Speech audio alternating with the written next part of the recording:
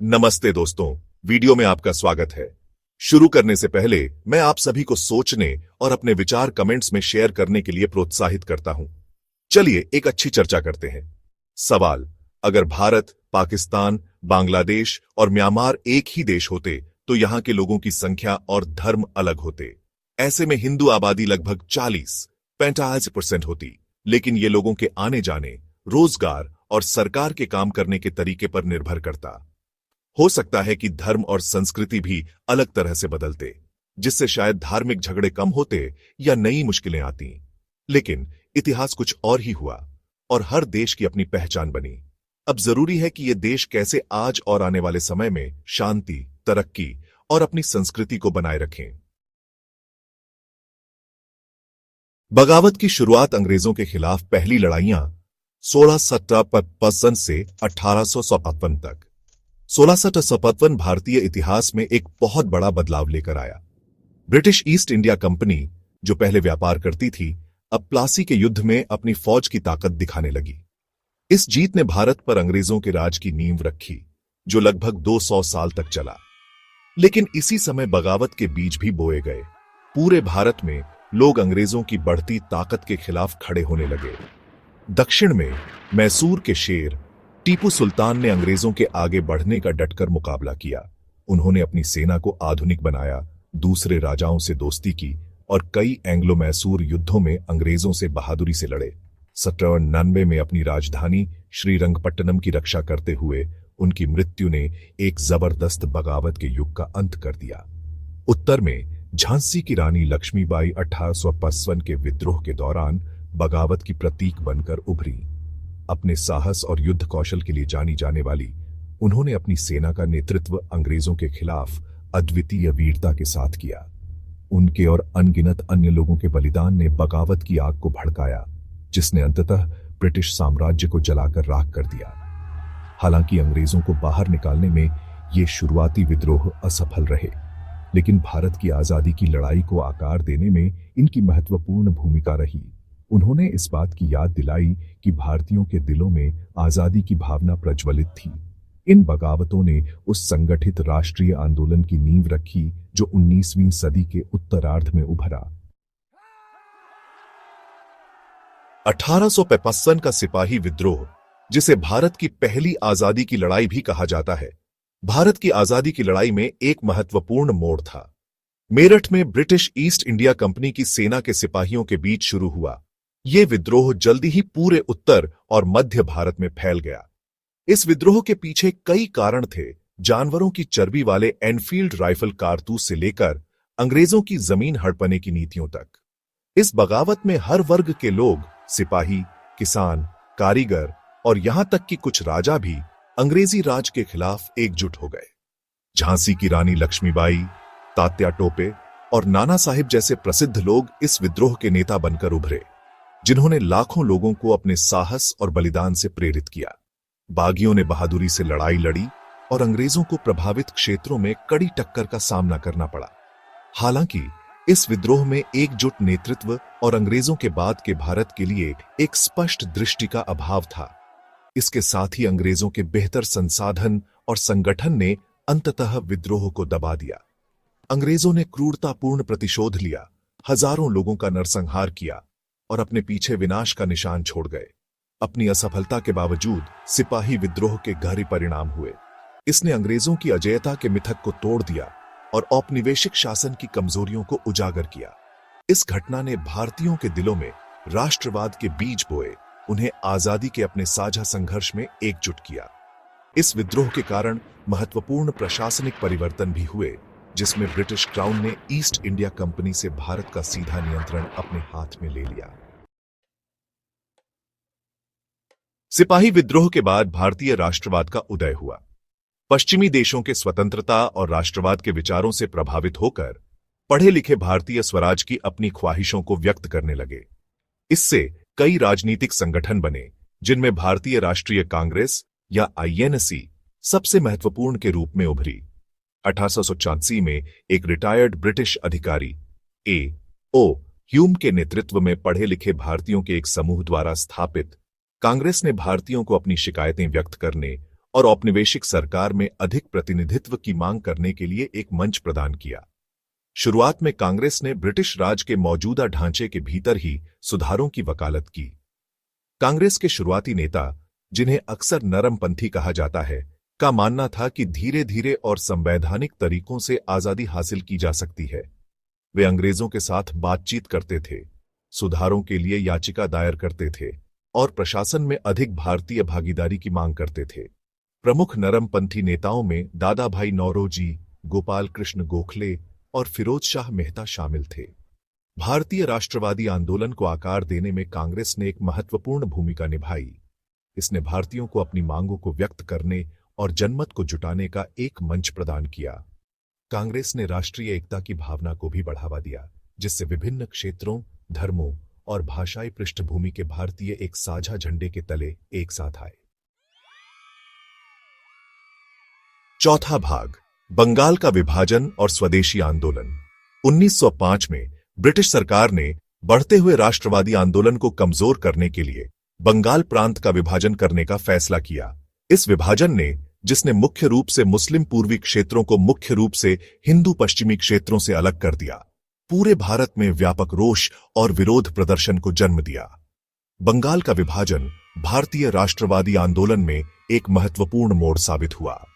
इससे राष्ट्रवादी नेताओं की एक नई पीढ़ी का उदय हुआ, जिन्हें उग्रवादी या गरम दल के रूप में जाना जाता है, जिन्होंने आजादी हासिल करने के लिए अधिक जोरदार दृष्टिकोण की वकालत की। बाल गंगाधर तिलक, बिपिन चंद्रपाल और लाला लाजपत राय के नेतृत्व वाले उग्रवादियों ने नरमपंथियों की याचिका और प्रार्थना की नीति को ठुकरा दिया। उन्होंने स्वराज या स्वशासन को अपना मुख्य लक्ष्य बनाया और ब्रिटिश राज के खिलाफ अधिक सक्रिय प्रतिरोध की वकालत की।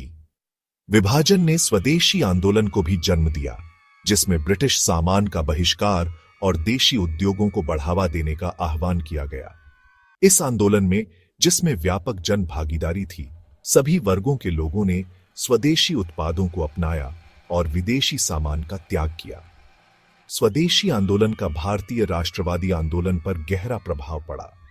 इसने जनता को जागृत किया, आत्मनिर्भरता की भावना पैदा की और लोकप्रिय प्रतिरोध की क्षमता का प्रदर्शन किया।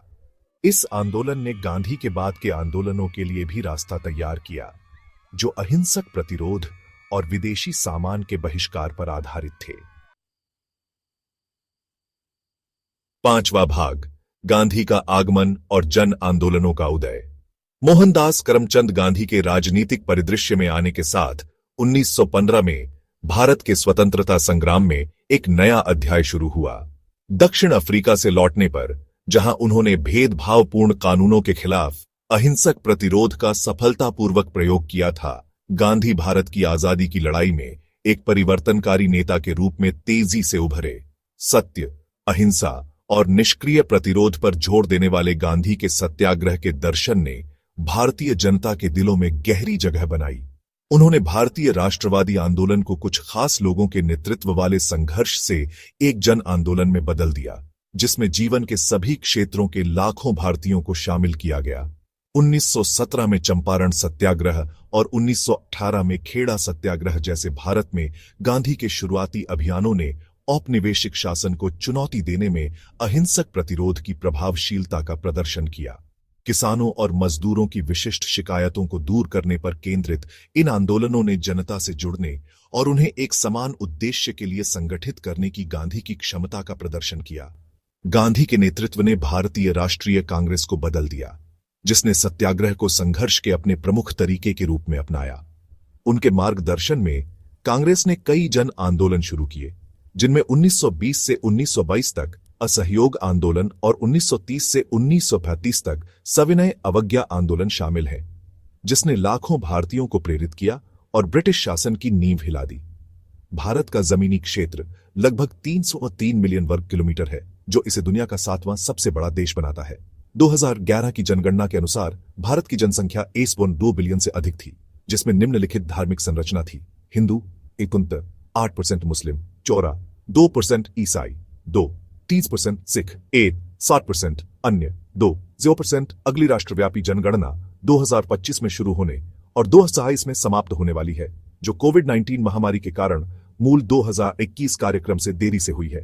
इस आगामी जनगणना का उद्देश्य भारत की जनसंख्या पर व्यापक डेटा एकत्र करना है, जिसमें धर्म, वर्ग और जाति श्रेणियों की जानकारी शामिल है। हाल के आधिकारिक जनगणना आंकड़ों के अभाव में विभिन्न अनुमान बताते हैं कि 2011 के बाद से भारत की जनसंख्या में वृद्धि जारी रही है। हालांकि कुल जनसंख्या और इसकी धार्मिक संरचना पर सटीक और अद्यतित आंकड़े आगामी जनगणना के पूरा होने के बाद ही उपलब्ध होंगे। अनुरोध: किसी भी धर्म की पूजा करने से कोई राष्ट्र या समुदाय नष्ट नहीं होता। यह एक व्यक्तिगत पसंद है। लोग धर्म के बारे में इतने चिंतित क्यों हैं? यह एक निजी मामला है कि कोई दूसरे धर्म का पालन करता है या उसका कोई धर्म नहीं है, तो यह एक मुद्दा क्यों होना चाहिए? चीन में लगभग 30% आबादी का कोई धर्म नहीं है, फिर भी उनके पास उन्नत तकनीक और तेजी से विकास है। इससे पता चलता है कि धर्म किसी देश की प्रगति का निर्णायक कारक नहीं है। लोगों को अपनी मान्यताओं को चुनने की आजादी होनी चाहिए। अंग्रेजों के आने से बहुत पहले भारत अलग अलग संस्कृतियों, धर्मों और भाषाओं का एक रंगीन मेला सा था। कई राज आए और गए, अपनी छाप जमीन और लोगों पर छोड़ते हुए। मौर्यों से लेकर मुगलों तक शासक आए और चले गए। हर एक ने भारत के इतिहास की रंगीन तस्वीर में अपना रंग भरा। अपने मतभेदों के बावजूद ये अलग अलग समूह सदियों तक साथ रहे, एक ही मूल्यों और विरासत से बंधे हुए। मुगल साम्राज्य भारत के इतिहास के सबसे बड़े और सबसे शक्तिशाली साम्राज्यों में से एक, जिसने भारत की संस्कृति को बनाने में बहुत बड़ा रोल निभाया। मुगल बादशाह जो कला और वास्तुकला के शौकीन थे, उन्होंने अपने पीछे कई शानदार इमारतें छोड़ी, जैसे कि ताजमहल। लेकिन 18वीं सदी में यूरोपीय ताकतों, खासकर अंग्रेजों का आना भारत के इतिहास में एक नया मोड़ लेकर आया। ब्रिटिश ईस्ट इंडिया कंपनी, जो कि व्यापार के लिए बनी थी, धीरे धीरे अपना दबदबा बढ़ाती गई, आपसी फूट का फायदा उठाकर, और आखिरकार पूरे भारत पर कब्जा कर लिया। अंग्रेजों के राज में प्रशासन और बुनियादी ढांचे में काफी बदलाव आए, लेकिन साथ ही फूट भी डाली गई, जिसकी वजह से बाद में भारत का बंटवारा हुआ। जैसे जैसे अंग्रेजों का दबदबा बढ़ता गया, वैसे वैसे भारतीयों में खुद का राज चलाने की चाहत भी बढ़ती गई, जिससे स्वतंत्रता के लिए आंदोलन शुरू हुए। लगभग 200 साल तक ब्रिटिश राज रहा और इसने उपमहाद्वीप पर एक गहरी छाप छोड़ी। हालांकि अंग्रेजों ने कुछ सुधार किए, लेकिन उनका शासन शोषण, आर्थिक नुकसान और राजनीतिक दमन से भी भरा था। अंग्रेजों ने अलग अलग धार्मिक समुदायों, खासकर हिंदुओं और मुसलमानों के बीच पहले से मौजूद तनाव को और बढ़ा दिया। 20वीं सदी की शुरुआत होते ही भारतीय राष्ट्रवादी आंदोलन ने गति पकड़ी और ज्यादा स्वायत्तता और अंततः पूरी आजादी की मांग की। महात्मा गांधी, जवाहरलाल नेहरू और सरदार वल्लभ भाई पटेल जैसे नेता उभरे, जिन्होंने एक संयुक्त और स्वतंत्र भारत की वकालत की। हालांकि मुस्लिम लीग, जिसका नेतृत्व मोहम्मद अली जिन्ना कर रहे थे, ने एक अलग मुस्लिम राज्य की मांग तेज कर दी। जून 1947 में घोषित जल्दबाजी और बिना तैयारी वाली विभाजन योजना के कारण व्यापक हिंसा, विस्थापन और अनगिनत दुख हुए। अगस्त 1947 में ब्रिटिश शासन का अंत भारतीय इतिहास में एक महत्वपूर्ण अवसर था, लेकिन इसकी भारी कीमत चुकानी पड़ी। 1944 में भारत के बंटवारे ने उपमहाद्वीप का नक्शा बदल दिया। 2 नए देश बनाए, भारत और पाकिस्तान। लाखों हिंदू, मुस्लिम और सिख अपने पुश्तैनी घरों से उजड़ गए, सुरक्षा की तलाश में नई बनी सरहदों को पार करते हुए। बंटवारे के साथ व्यापक हिंसा हुई, जिसमें मरने वालों का अनुमान लाखों में है। नए आजाद हुए देशों को कई चुनौतियों का सामना करना पड़ा, जैसे कि शरणार्थियों को बसाना, नई सरकारें बनाना और बंटवारे के सदमे से निपटना। दोनों देशों को अविश्वास और दुश्मनी की विरासत भी मिली, जिसने उनके रिश्तों पर हमेशा के लिए साया डाल दिया। कश्मीर एक मुस्लिम बहुल क्षेत्र, जिस पर दोनों देशों का दावा है, पर विवाद ने तनाव को और बढ़ा दिया और कई युद्ध हुए। इस उथल पुथल भरी शुरुआत के बावजूद भारत और पाकिस्तान ने कई क्षेत्रों में महत्वपूर्ण प्रगति की है। भारत एक प्रमुख आर्थिक शक्ति और सूचना प्रौद्योगिकी में अग्रणी बनकर उभरा है। पाकिस्तान ने राजनीतिक अस्थिरता और आर्थिक चुनौतियों का सामना करने के बावजूद शिक्षा और बुनियादी ढांचे के विकास जैसे क्षेत्रों में उल्लेखनीय प्रगति की है। हालांकि दोनों देशों के बीच संबंध जटिल और चुनौतियों से भरे हुए हैं। पाकिस्तान, अलग होना, आबादी, धर्म और जमीन का क्षेत्रफल 8। भारत से अलग होना तारीख 14 अगस्त 1945। कैसे? 1943 में ब्रिटिश पार्लियामेंट का इंडियन इंडिपेंडेंस एक्ट के तहत धर्म के आधार पर भारत का बंटवारा। नतीजा, पाकिस्तान एक मुस्लिम मेजॉरिटी देश बना, जबकि भारत एक सेक्युलर देश रहा। असर, बड़े पैमाने पर लोगों का आना जाना, सांप्रदायिक हिंसा और लाखों लोग बेघर हो गए। कुल आबादी 2020 का अनुमान लगभग 425 करोड़, दुनिया का 5वां सबसे ज्यादा आबादी वाला देश। धार्मिक जनसांख्यिकी इस्लाम 5%, सुन्नी 25-90%, शिया 10-15% हिंदू धर्म 2-1%, मुख्य रूप से सिंध में ईसाई धर्म 3%, अन्य 0-1%, सिख, अहमदी, बौद्ध, पारसी आदि। जमीन का क्षेत्रफल, कुल क्षेत्रफल 8,913 वर्ग किलोमीटर। रैंकिंग, जमीन के क्षेत्रफल के हिसाब से दुनिया का 33वां सबसे बड़ा देश। सीमाएं, भारत पूर्व, अफगानिस्तान और ईरान पश्चिम, चीन उत्तर, अरब सागर दक्षिण। 1940 में पाकिस्तान का निर्माण दक्षिण एशिया में एक मुस्लिम मातृभूमि के विचार पर आधारित था। हालांकि नया देश भौगोलिक रूप से 2 हिस्सों में बंटा हुआ था, पूर्वी और पश्चिमी पाकिस्तान, जो हजारों किलोमीटर भारतीय क्षेत्र से अलग थे। इस भौगोलिक अलगाव ने सांस्कृतिक और भाषाई अंतर के साथ शुरुआत से ही मतभेद के बीज बो दिए। पश्चिमी पाकिस्तान के पास राजनीतिक और आर्थिक शक्ति थी, जबकि पूर्वी पाकिस्तान हाशिए पर और भेदभाव का शिकार महसूस करता था। शेख मुजीबुर रहमान के नेतृत्व वाली अवामी लीग ने 1970 के पाकिस्तानी आम चुनाव में पूर्वी पाकिस्तान के लिए अधिक स्वायत्तता के मंच पर जबरदस्त जीत हासिल की। हालांकि पश्चिमी पाकिस्तानी प्रतिष्ठान ने नतीजों को स्वीकार करने से इनकार कर दिया, जिससे बड़े पैमाने पर विरोध प्रदर्शन हुए और पाकिस्तानी सेना ने क्रूर कार्रवाई की। पूर्वी पाकिस्तान में बंगाली नागरिकों पर पाकिस्तानी सेना की क्रूर कार्रवाई ने पड़ोसी देश भारत में शरणार्थियों के बड़े पैमाने पर पलायन को बढ़ावा दिया। भारत और पाकिस्तान के बीच 9 महीने तक चले युद्ध का अंत पाकिस्तानी सेनाओं की हार और 16 दिसंबर 1971 को एक स्वतंत्र राष्ट्र के रूप में बांग्लादेश के जन्म के साथ हुआ। बांग्लादेश की आजादी बंगाली लोगों के धैर्य और दृढ़ संकल्प का प्रमाण थी। बांग्लादेश का कुल क्षेत्रफल लगभग 1,77 वर्ग किलोमीटर है। जनसंख्या 2025 अनुमान 1770 करोड़ जनसंख्या घनत्व 1,090 व्यक्ति प्रति वर्ग किलोमीटर, जो इसे दुनिया के सबसे घनी आबादी वाले देशों में से एक बनाता है। प्रमुख धर्म इस्लाम 58%, हिंदू धर्म 7, 55% बौद्ध धर्म 0, ईसाई धर्म 0, 30% अन्य धर्म 0, 12%।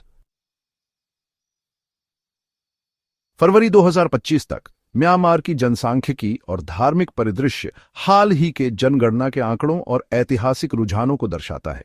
जनसंख्या अक्टूबर 2024 की जनगणना के अंतिम परिणामों के अनुसार म्यांमार की जनसंख्या 5.13 करोड़ है, जो 2014 में 5 करोड़ से थोड़ी कम है। यह गिरावट 2021 में सैन्य तख्तापलट के बाद से चल रहे सशस्त्र संघर्षों और राजनीतिक अस्थिरता के कारण है, जिसके कारण विस्थापन और डेटा संग्रह में महत्वपूर्ण चुनौतियां आई हैं। विशेष रूप से सुरक्षा चिंताओं के कारण जनगणना में म्यांमार की 330 टाउनशिप में से आधे से भी कम को शामिल किया गया था और दुर्गम क्षेत्रों में लगभग 199 करोड़ लोगों का अनुमान उपग्रह चित्रों का उपयोग करके लगाया गया था। इसके विपरीत संयुक्त राष्ट्र के अनुमानों के अनुसार 2025 में म्यांमार की जनसंख्या लगभग 5.13 करोड़ होने का अनुमान है, जो पिछले वर्ष की तुलना में 0.68% की वृद्धि दर्शाता है। धार्मिक संरचना म्यांमार में मुख्य रूप से बौद्ध धर्म के अनुयायी हैं, जिनमें महत्वपूर्ण ईसाई और मुस्लिम अल्पसंख्यक हैं। 2014 की जनगणना के अनुसार धार्मिक वितरण इस प्रकार था: बौद्ध धर्म 9%, ईसाई धर्म 6%, 2% इस्लाम 4%, 3% हिंदू धर्म 0.5%, अन्य धर्म 0.8%, कोई धर्म नहीं 0.1%। ये आंकड़े म्यांमार की सांस्कृतिक और धार्मिक पहचान में बौद्ध धर्म की केंद्रीय भूमिका को उजागर करते हैं। यह ध्यान रखना महत्वपूर्ण है कि 2014 की जनगणना की तरह 2024 की जनगणना में रोहिंग्या मुस्लिम अल्पसंख्यक को शामिल नहीं किया गया था। म्यांमार का कुल भूमि क्षेत्र 676 वर्ग किलोमीटर 2,627 वर्ग मील है, जो इसे मुख्य भूमि दक्षिण पूर्व एशिया का सबसे बड़ा देश और एशिया का 10वां सबसे बड़ा देश बनाता है। इसकी सीमाएं भारत, बांग्लादेश, चीन, लाओस और थाईलैंड से लगती हैं और इसका समुद्र तट बंगाल की खाड़ी और अंडमान सागर के साथ है। चल रही गृहयुद्ध और विस्थापन ने वर्तमान धार्मिक जनसांख्यिकी को प्रभावित किया है, लेकिन 2014 की जनगणना से आगे का सटीक डेटा उपलब्ध नहीं है। म्यांमार, जिसे पहले बर्मा के नाम से जाना जाता था, का भारत के साथ एक लंबा और जटिल इतिहास रहा है। भारतीय उपमहाद्वीप के पूर्वी किनारे पर स्थित म्यांमार एक सदी से भी अधिक समय तक ब्रिटिश राज का हिस्सा था। भारत के विपरीत, जहां स्वतंत्रता आंदोलन मुख्य रूप से राष्ट्रवादी भावना से प्रेरित था, म्यांमार का स्वतंत्रता का मार्ग उसकी विशिष्ट सांस्कृतिक पहचान, बौद्ध राजशाही की विरासत और एक मजबूत सेना के उदय से आकार लिया था। ब्रिटिश शासन के दौरान म्यांमार को भारत के एक प्रांत के रूप में प्रशासित किया जाता था, जिसके कारण भारतीय प्रवासियों का आगमन हुआ। इस आगमन का म्यांमार की जनसांख्यिकी और अर्थव्यवस्था पर महत्वपूर्ण प्रभाव पड़ा, लेकिन इससे स्थानीय बर्मी आबादी और भारतीय समुदाय के बीच तनाव भी पैदा हुआ। द्वितीय विश्व युद्ध के बाद जैसे ही भारत स्वतंत्रता की ओर बढ़ा, म्यांमार का राजनीतिक परिदृश्य स्वशासन की इच्छा से प्रबल हो गया। 4 जनवरी 1948 को म्यांमार ने ब्रिटिश शासन से स्वतंत्रता प्राप्त की। हालांकि नव स्वतंत्र राष्ट्र जल्द ही आंतरिक संघर्षों में उलझ गया, क्योंकि जातीय सशस्त्र समूह केंद्र सरकार से भिड़ गए। नेपाल और भूटान ऐसे देशों की यूनिक एग्जाम्पल्स हैं जिन्होंने कॉलोनियलिज्म के बीच अपनी इंडिपेंडेंस को प्रिजर्व किया। ब्रिटिश एम्पायर के इन्फ्लुएंस के बावजूद इन हिमालयन किंगडम्स ने अपनी सॉवरेंटी मेंटेन की। शाह डायनेस्टी रूल्ड नेपाल ने स्किलफुली कॉलोनियल प्रेशर्स को नेविगेट किया। ट्रीटी ऑफ सुगौली ने नेपाल की बाउंड्रीज और सॉवरेंटी डिफाइन की। Nepal land area, population and religions land area 147,516 square kilometers population, approximately 30.5 million as of 2024 estimates. Religions: Hinduism tilde 81%, majority religion; Buddhism tilde 9%, Islam tilde 4.4%, Kiratism indigenous religion tilde 3%, Christianity tilde 1.4%, others; Jainism, Sikhism, animism, etc. 1%। Nepal एक secular country है, लेकिन यहां strong Hindu और Buddhist cultural influence है। कई festivals, temples और traditions इन religions में rooted हैं। Bhutan, land of the thunder dragon, ने अपने आइसोलेशन और कल्चरल हेरिटेज को चेरिश्ड किया। भूटान ने ब्रिटिश इंडिया के साथ कॉर्डियल रिलेशंस मेंटेन किए, लेकिन राज को कभी ज्वाइन नहीं किया। दोनों नेशंस ने अपनी कल्चरल आइडेंटिटीज और फियर्स इंडिपेंडेंस रिटेन की। Bhutan land area, population and religions. Land area approximately 38,394 square kilometers, population around 787,000 people as of 2024 estimates. Religions: Vajrayana Buddhism, official and majority religion, followed by about 75 to 80% of the population. Hinduism, practiced by around 20 to 25%, mainly by the Lhotshampa community in southern Bhutan. Other religions: Christianity, Islam, and indigenous beliefs exist in small numbers but are not widely practiced. Bhutan अपने strong Buddhist traditions के लिए जाना जाता है और government gross national happiness (GNH) को एक की पॉलिसी के रूप में प्रमोट करता है। इकोनॉमिक डेवलपमेंट के साथ स्पिरिचुअल और कल्चरल वेलबीइंग पर फोकस करता है।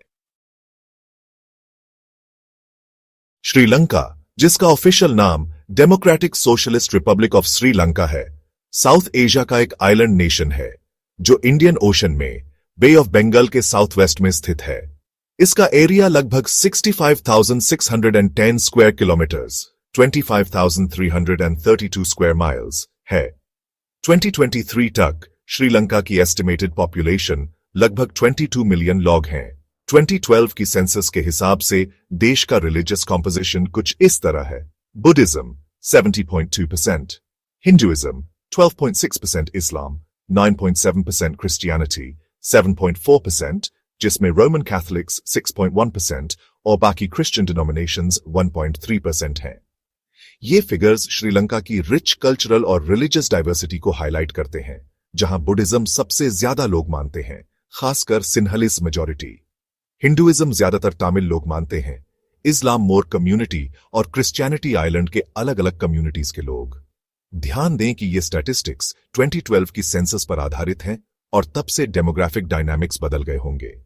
श्रीलंका, इंडिया के सदर्न टिप पर तैरता हुआ एमरल्ड आइल, उतनी ही रिच और एंशिएंट हिस्ट्री रखता है जितनी मेनलैंड नेबर की।